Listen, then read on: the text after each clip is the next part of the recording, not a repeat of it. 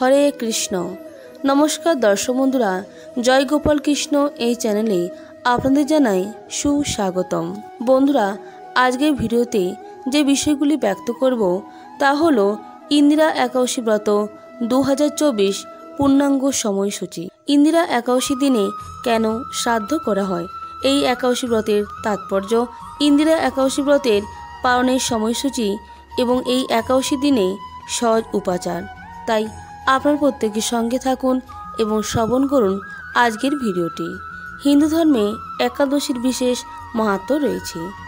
এক বছরে মোট 24টি একাদশী থাকে। প্রতি মাসের কৃষ্ণ ও শুক্লপক্ষে একাদশী পালিত হয়। 24টির মধ্যে কয়েকটি একাদশী অত্যন্ত গুরুত্বপূর্ণ। এমনই একটি গুরুত্বপূর্ণ একাদশী হল ইন্দিরা একাদশী। আশ্বিন মাসের কৃষ্ণপক্ষের একাদশী ইন্দিরা একাদশী নামে পরিচিত। হিন্দু ধর্মে একাদশী উৎসবের বিশেষ গুরুত্ব রয়েছে। আশ্বিন মাসের কৃষ্ণপক্ষের একাদশীকে বলা হয় ইন্দিরা একাদশী। এই ইন্দিরা একাদশী পিতৃপক্ষের সময়ে পড়ে। একটি ধর্মীয় বিশ্বাস আছে যে ইন্দিরা একাদশী উপবাস পালন করলে পূর্বপুরুষদের আত্মা মোক্ষ লাভ করে। এই দিনে বিশেষ করে ভগবান বিষ্ণুরূপ শালিগ্রামের পুজো করা হয়। প্রথমেই জেনে নেব ইন্দিরা একাদশী 2024 পূর্ণাঙ্গ সময়সূচি। এই ইন্দিরা একাদশী তিথি শুরু হবে আজ 27শে সেপ্টেম্বর 2024 10ই আশ্বিন 1431 বঙ্গাব্দ শুক্রবার বিকাল 4:26 এবং এই একাদশী তিথি সমাপ্ত হবে 28শে সেপ্টেম্বর 2024 11ই আশ্বিন 1431 বঙ্গাব্দ শনিবার বিকেল 4:55। তাই এই ইন্দিরা একাদশী ব্রত পালিত হবে আগামীকাল অর্থাৎ 28শে সেপ্টেম্বর 2024 শনিবার। এবার জানব ইন্দিরা একাদশী ব্রতের তাৎপর্য। যুধিষ্ঠির এবং ভগবান শ্রীকৃষ্ণের মধ্যে কথোপকথনের সময় ইন্দিরা একাদশীর তাৎপর্য ব্রহ্ম বৈবর্ত পুরাণে উল্লেখ করা হয়েছে, যেখানে ভগবান শ্রীকৃষ্ণ ইন্দিরা একাদশীর উপবাসের তাৎপর্য ব্যাখ্যা করেছিলেন। ইন্দিরা একাদশীর উপবাসের অর্থ হল সমস্ত পাপ থেকে আত্মাকে পরিষ্কার করা। এটি পূর্বপুরুষদের পরিত্রাণ এবং তাদের আত্মার শান্তি লাভের সাথেও জড়িত। ভগবান বিষ্ণু পূর্ণ ভক্তি সহকারে উপবাস পালনকারী সকলকে মুক্তি দেন। উপবাস সমস্ত পাপ মুক্ত করে এবং তাদের জীবনে রাজা সুখ বা পরম আনন্দ এবং সৌভাগ্য প্রদান করে।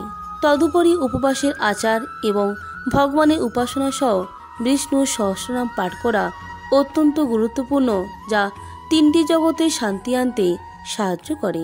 হিন্দু ধর্মগ্রন্থগুলি আরও বর্ণনা করে যে ইন্দিরা একাদশী উপবাস পালন করলে অশ্বমেধ যজ্ঞ করার সমতুল্য একই উপকার পাওয়া যায়। এবার জেনে নেব ইন্দিরা একাদশীর দিনে কেন শ্রাদ্ধ করা হয়। একাদশী তিথিতে শ্রাদ্ধ করলে পূর্বপুরুষেরা অধোগতি থেকে মুক্তি লাভ করেন।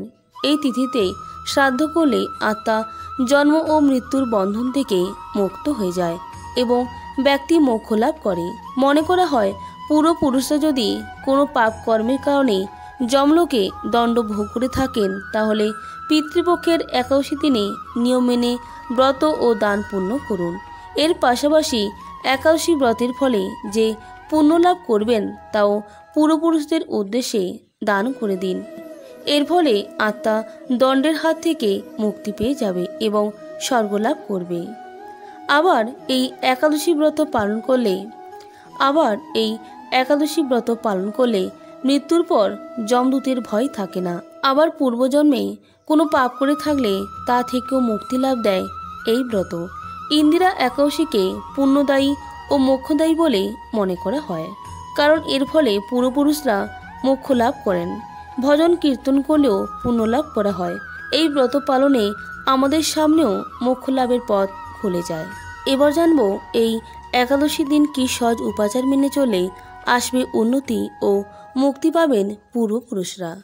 আশ্বিন মাসের কৃষ্ণপক্ষের একাদশী দিনে ব্রত তর্পণ ও শ্রাদ্ধ করলে বিষ্ণু প্রসন্ন হন। এর পাশাপাশি পূর্বপুরুষরাও জন্মমৃত্যুর বন্ধন থেকে মুক্তি পেয়ে যান। শাস্ত্রে এই দিনটির বিশেষ মাহাত্ম্য রয়েছে। আবার কিছু উপায় সম্পর্কে জানানো হয়েছে, যা এই দিন পালন করলে জীবনের সমস্ত সংকট দূর হয় এবং পরিবারে সুখ সমৃদ্ধির বাস হয়। পিতৃপক্ষের ইন্দিরা একাদশী দিনে কোন কোন উপায় করবেন তা এখন আমরা জেনে নেব। ইন্দিরা একাদশী দিনে ব্রাহ্মণ ভোজন করানোর আগে অশ্বত্থ গাছের তলায় সর্ষের তেলের প্রদীপ প্রজ্বলিত করুন। এরপর পূর্বপুরুষদের আত্মার শান্তি কামনার জন্য প্রার্থনা করবেন। পিতৃপুরুষদের স্মরণ করে বিষ্ণুর সহস্রনাম পাঠ করা উচিত। এই উপায় করলে পূর্বপুরুষরা প্রসন্ন হন ও সুখ সমৃদ্ধির আশীর্বাদ প্রদান করেন। আরেকটি উপায়ের কথা জানব, তা হলো মোক্ষ লাভ। পিতৃপক্ষের একাদশী তিথিতে উপবাস করলেও পূর্বপুরুষদের নামে দান পুণ্য করলে জাতক মৃত্যুর পর যমদূতের ভয় থেকে মুক্ত হয়ে যায়। এই উপবাস আত্মার যাত্রাকে সহজ করে তোলে, পাশাপাশি পূর্বপুরুষরা মোক্ষ লাভ করতে পারে। তাই ইন্দিরা একাদশীকে পুণ্যদায়ী ও মোক্ষদায়ী বলে মনে করা হয়। ইন্দিরা একাদশী দিনে সূর্যোদয় ও সূর্যাস্তের সময় তুলসীর সামনে 5টি দেশি ঘিয়ের প্রদীপ প্রজ্বলিত করুন ও 11 বার পরিক্রমা করবেন। পরিক্রমার সময় ওম নমো ভগবতে বাসুদেবায় এই মন্ত্রটি জপ করে যান। এই উপায় করলে পূর্বজন্মের সমস্ত পাপ থেকে মুক্তি পাবেন। আবার আপনার উপবাসের পুণ্যফল পাবেন পিতৃপুরুষরা। তারা পরিবারে ঐশ্বর্য ও সুখ শান্তির আশীর্বাদ দিবেন। পিতৃপক্ষের একাদশীর দিনে 5টি পান পাতা নিয়ে তাতে রলি ও কুমকুম দিয়ে শ্রী লিখুন এবং তারপর এটিকে বিষ্ণুর কাছে অর্পণ করে দিন। এরপর বিষ্ণুর পুজো করবেন। পুজো করার পর পাতাটিকে লাল কাপড়ে বেঁধে লকার বা আলমারিতে রেখে দিন। এই উপায় করলে চাকরি ও ব্যবসায় উন্নতি করতে পারবেন। শাস্ত্রমতে পিতৃপক্ষের একাদশী দিনে ব্রাহ্মণ ভোজনের পাশাপাশি দরিদ্র ও অসহায় ব্যক্তিদের পূর্বপুরুষদের নামে খাবার খাওয়ানো উচিত। এর ফলে পূর্বপুরুষরা প্রসন্ন হবেন এবং সমস্ত সংকট দূর করবেন। পিতৃদোষ থেকেও মুক্তি পাওয়া যাবে এই উপায় করলে। এই দিন উপবাস করে ব্রাহ্মণ ভোজন ও তর্পণ বিধি করলে সমস্ত মনস্কামনা পূর্ণ হয়। আবার বলা হয় যে কুণ্ডলিতে যদি পিতৃদোষ বা অন্য কোনো ত্রুটি থাকলে ইন্দিরা একাদশী দিন নবগ্রহ স্তোত্র 21 বার পাঠ করা উচিত। এতে গ্রহের অবস্থান অনুকূল হয় এবং পিতৃপুরুষদের অশান্ত আত্মা মুক্তি পায়। এছাড়া শরীর ও মন সুস্থ থাকে। এই দিনে গরিব বা অভাবীকে খাদ্য ও বস্ত্র দান করলে অক্ষয় পুণ্য লাভ করা যায়। এবার জানব এই একাদশীর পালনের সময়সীমা। একাদশী তিথির পরদিন উপবাস ব্রত ভাঙার পর যে নির্দিষ্ট সময় দেওয়া থাকে সেই সময়ের মধ্যে পঞ্চ রবিশস্য জাতীয় খাদ্যদ্রব্য ভগবানকে ভোগ নিবেদন করে প্রসাদ গ্রহণ করবেন। এভাবে পালন করা একান্ত আবশ্যক, নতুবা কোনো ফল লাভ হবে না। তবে প্রসাদ গ্রহণের পূর্বে পারণ মন্ত্রটি 3 বার বলতে হয়।